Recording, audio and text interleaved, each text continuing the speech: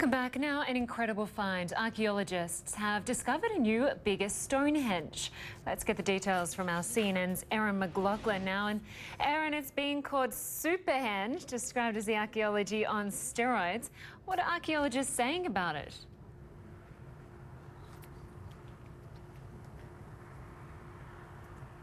Hi, Lynda. Well, this is really incredible, especially when you consider that beneath my feet, where I'm standing right now, is the remains of an ancient stone monument, some thousands of years old, that scientists have just recently discovered using ground-penetrating radar imagery. They found some 40 stones, about 3.5 to 4.5 meters wide. They found 40 of those stones and then placeholders for 160 more. So we're talking stones that could have once lined, that ridge you see behind there, all the way here to where I'm standing, an area 15 times the size of Stonehenge. Really incredible, especially when you think that 4,500 years ago, we would have been looking out onto the largest settlement in all of Europe. And that settlement, Neolithic settlement, is where workers were staying to build Stonehenge. And they think, experts say, that about 40 years after Stonehenge was constructed, that's when they decided to perhaps make this place an area of ritual. So they brought in these stone slabs, but somewhere along the way, they decided to change those plans.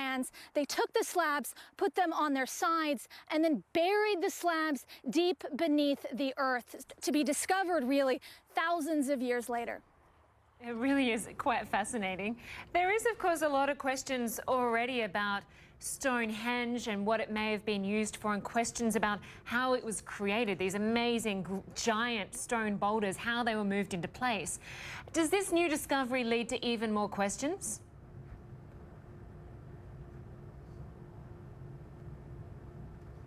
Absolutely, Lynda. This really does deepen that mystery, how this site relates to Stonehenge. They still have questions about that, why they decided to change the construction of that original monument from vertical upright slabs to placing them on their sides and burying them. These are all questions that scientists still have yet to get to the bottom of. They're saying, though, that this discovery, what it does do is rewrite, really, the history in this area.